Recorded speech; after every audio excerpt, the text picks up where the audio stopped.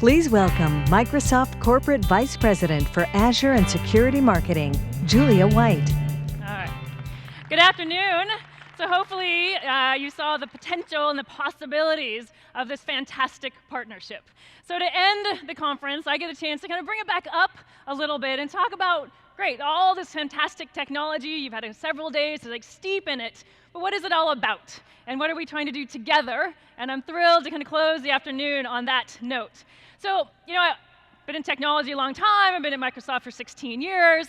And it's like every year, it's like, oh, things are changing faster than ever, and this is it. But I like to just step back for a second and put it in some kind of historical context around the revolution that we're currently in, which we like to talk about as the fourth industrial revolution. If you think about it, first, the steam engine, right, revolutionized transport. And then it was electricity that revolutionized our ability to work and play 24 hours versus around sunset and sunrise. And then, of course, the IT revolution, which, frankly, Microsoft was founded on, and putting a PC on every desk and every home was about that. And now, the generation we're in, around the digital transformation, and digital being what every organization moving forward is going to be living and dying on and competing on and differentiating with. And that's the space we're in right now. And to me, it's such an incredible opportunity for all of us in technology right now to be part of this revolution. And I like to drill in a little bit on this electricity, because I think it's actually a good analogy to the world I live in around cloud. And you think about back then, when the electricity first came, imagine being the VP of electricity when it was first invented and what your job looked like and what you were doing, and going from being a maker of water wheels that have your own power generator to then the transformation into being a global utility. And then how many new jobs and new capabilities were created out of this simple and the original invention. And of course, different jobs changed. Candles went from being essential to being fanciful. But then the possibilities that revolutionize all things that we do today in technology stemming from that.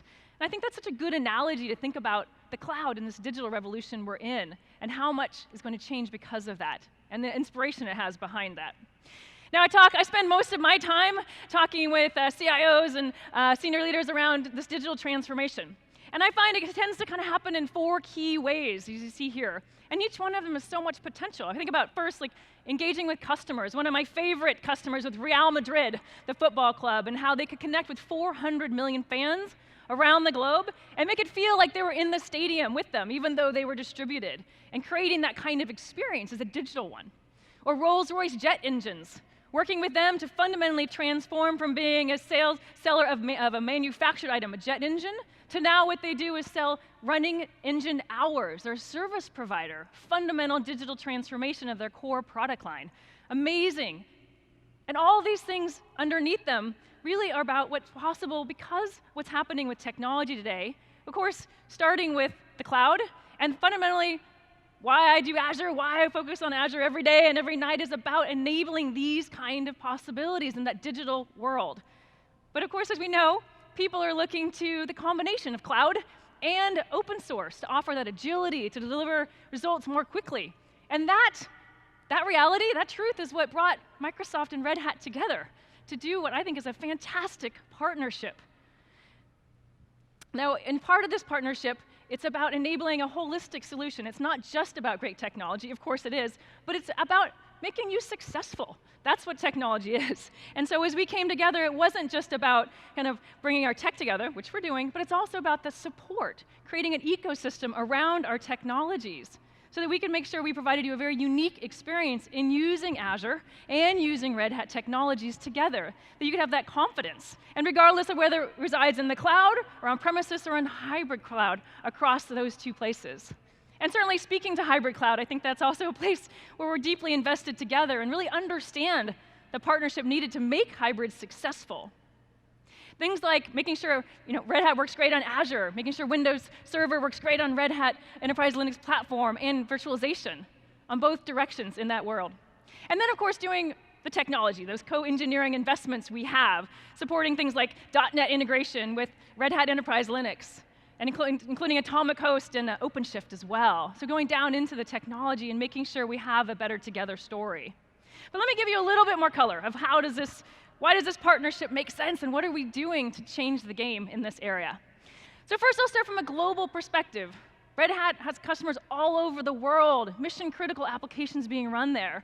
And with Azure, we've taken what is actually a very difficult engineering approach by creating a distributed cloud architecture and infrastructure, and actually putting data centers in more locations for the sole purpose of, because we know enterprise customers want to locate their applications near their employees and near their customers, and also face lots of data residency requirements that are important, which is why we've invested this way in a very differentiated approach to what our cloud does, and enables those Red Hat customers around the globe to take advantage of that and meet the requirements of their applications and of the regulatory as well. Now, each one of those little dots on that map, it looks very small. It's not. It's actually, each region is made up of multiple data centers that are massive, but it's hard to describe, it's hard to kind of visualize. So instead, I'm going to roll a short video to show you just what one around the globe looks like. So why don't we go ahead and roll that video.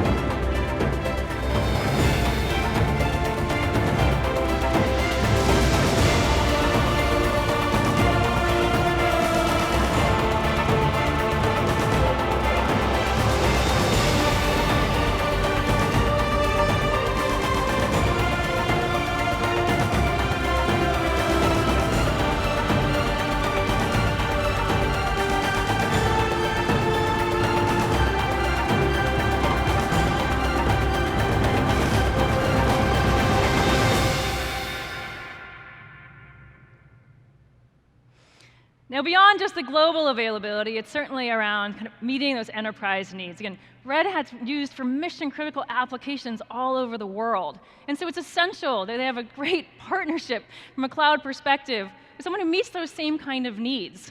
And now, it was actually over 8 years ago, Microsoft, we established what we call our trust principles, those around compliance, privacy, transparency. And then more recently, we've added accessibility and responsibility from an environmental perspective as well as an economic. And we live those principles every day in the way we build and operate our cloud service. And maybe one of my best examples is around privacy. Microsoft, we actually sued our biggest customer, the US government, because they were asking for data out of our Dublin data center, and we felt that was out of jurisdiction and did not align with our principles around privacy. We spent 2 years in litigation and fighting that, and we won. And we've now established case law and precedent around data privacy for cloud. That's just one example of how we live this every day, and it's so critical to the advent of technology and what we can all do together in that area. And of course, security, it could not be more important. And you saw a little bit in that video, of course, physical security, logical security, absolutely essential. But now what the cloud can do is fundamentally transforming. We're now able to establish what we call the Microsoft Intelligent Security Graph that brings together security signal from across our entire global cloud, email, endpoints, IP, identity, looking at DDoS attacks, and then combining that with our digital crimes unit that works with law enforcement across the globe. And bringing that intelligence together, we actually have the benefit of protecting all of our cloud customers in a more proactive way than we've ever had before. I talked to customers about the cloud, and they'd say, I can't use the cloud because of security. That's switched. Now most of my customers talk to me about how I have to get to the cloud because the security is better. It's incredibly important. And then last, of course, but not least, around supporting and making sure we have global customer support. And that's one of the things that I know many of our joint Red Hat and Microsoft customers tell me about is so important, having that single place to go and having global support around this mission-critical infrastructure. Now, of course, switching from the enterprise needs, hybrid is so core, and that's something, again, Red Hat and Microsoft are so incredibly aligned on. I know most CIOs tell me about their cloud-first strategy, which is great, but cloud-first does not mean cloud only. And hybrid cloud cannot be looked at as a short-term solution. It's not about something that's expensive and having just connectivity between your cloud and your on-premises experience. That's like running 2 different systems. It's expensive, it's complex, it's hard to maintain. You have to think about this as a durable approach that is secured and managed in a holistic way. And that's, again, where Red Hat and Microsoft have come together, whether it be an identity layer and having Active Directory and Azure Active Directory with OpenShift natively supporting that, or all the management and security from Azure applies to all of the RHEL instances, as well as what can extend down into on-premises as well in a consistent way. One security policy across the entire environment. Or certainly from a data perspective, hopefully you know we're working hard on SQL on Linux and supporting that with Red Hat as well. And then from a platform perspective and that consistent developer experience, if you don't know about Azure Stack is an extension of Azure. We're literally taking the technology of Azure and allowing it into a footprint, into an integrated system that can run in your data center. Same API, same marketplace, same core experience, IaaS and PaaS services, such that you can run a global application in Azure and extend it down in a completely consistent way locally. We have customers like cruise lines putting this on a boat where connectivity is limited, or a compliance organization who runs a global application in Azure, but in some countries needs to run it locally in that country.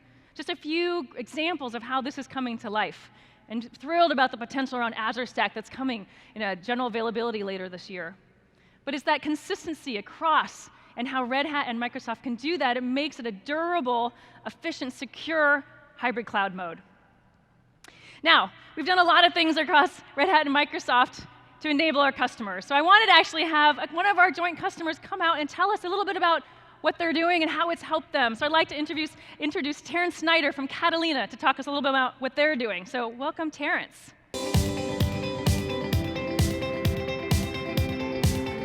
Thanks. Good.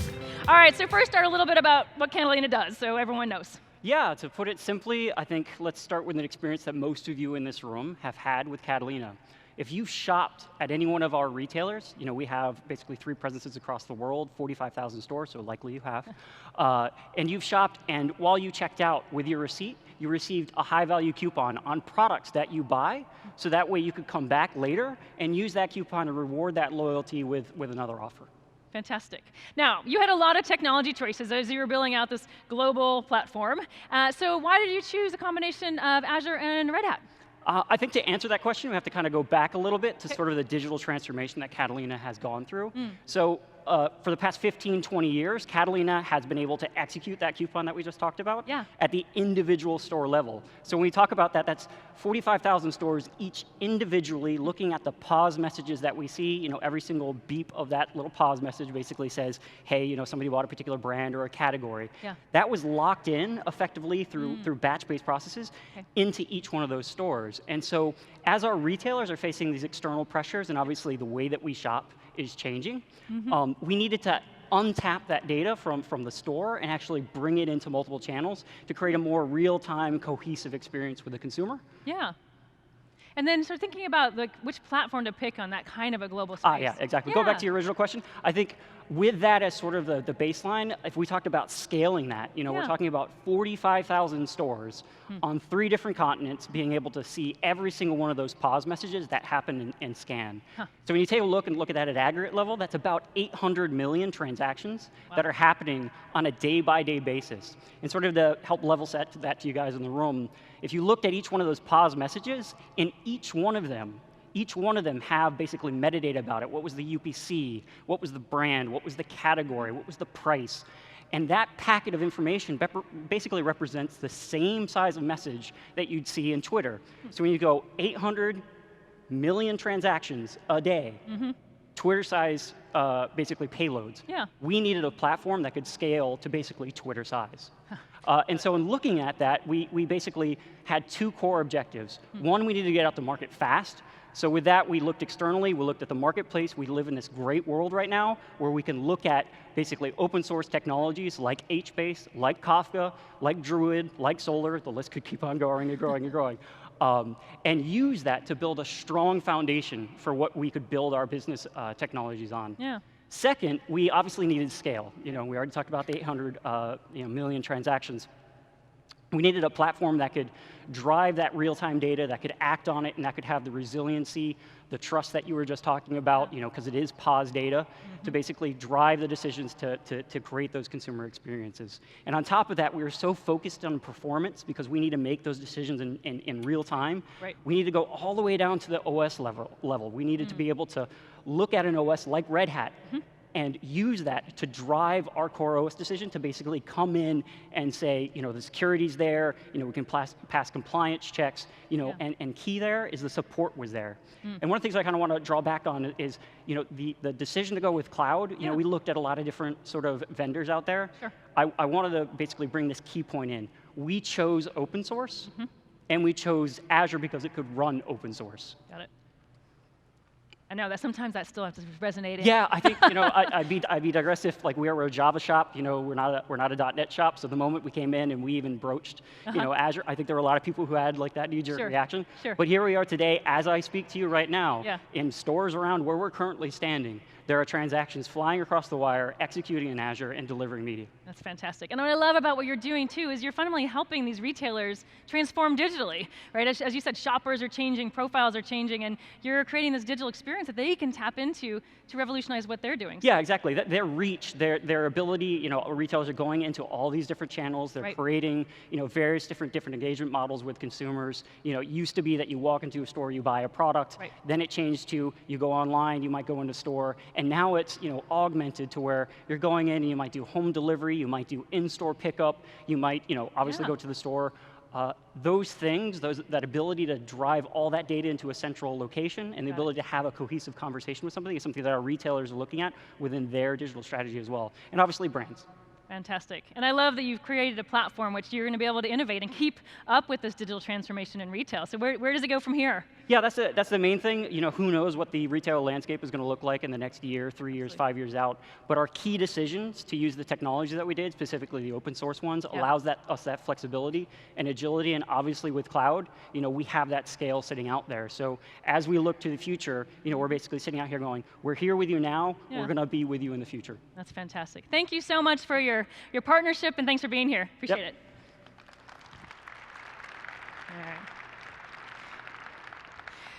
Now, stepping back just a little bit, again, I still sometimes get surprised when people are like, Microsoft and open source, really? What's going on? So I wanted us to spend a minute giving context on how we think about it across the organization in Microsoft around our contributions and the way we work end-to-end in our open source approach. So first, it starts with enablement, and that's really working with an existing open source ecosystem so that you can extend your existing investments and get more from what you have in place and come in and surround that experience for you and frankly get more value out of it. The next part is around integrating. And we're embracing popular open source technologies so that we can offer then a consistent offering to you. And one example, I think, is around our container orchestrators. Now, rather than building our own, Azure is the only public cloud provider that is just embracing open source technologies from Kubernetes to Docker Swarm to DCOS, and enabling that in our Azure Container Service. From a release perspective, kind of two parts. One, supporting our ecosystem through our own portfolio. And that's like taking a journey of existing technologies and open sourcing them like .NET or VS Code or PowerShell, and then increasingly open sourcing from the beginning.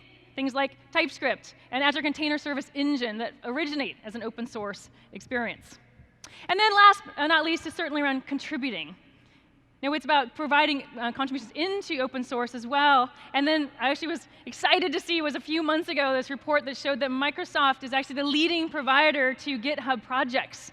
And it's certainly in Microsoft projects, but also third party too. In some of our Docker projects, actually one of Microsoft's engineers is the third most active contributor to that project itself. So bringing the incredible engineering talent that we have at Microsoft and enabling and empowering that open source community is so core.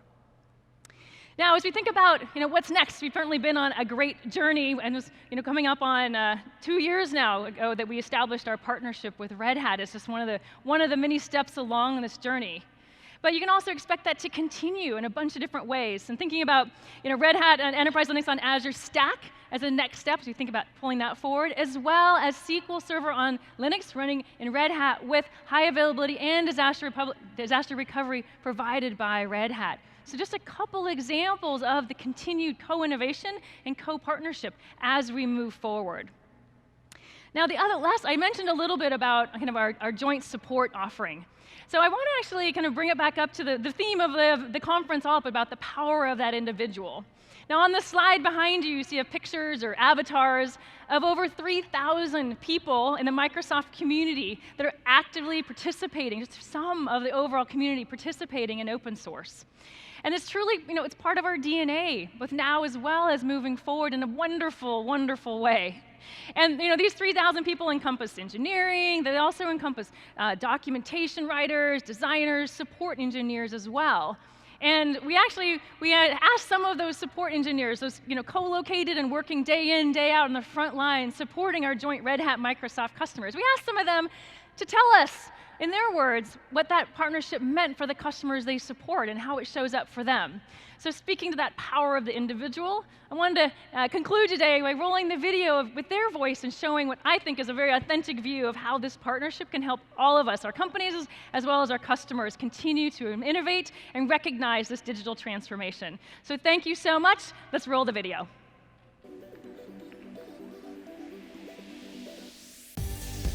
Customers love the fact that Microsoft has partnered with one of the biggest and most well-known Linux enterprise vendors in the world.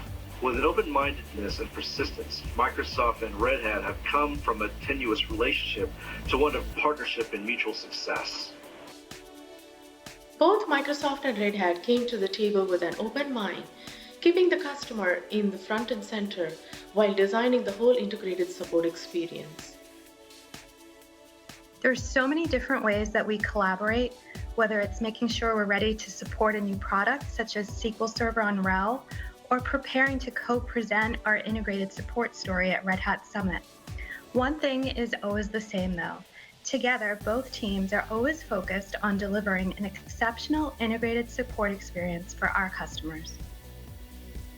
For me, the most rewarding part of working with Red Hat is that we truly engage and feel like one support team with no barriers between us to enable our customers to be successful.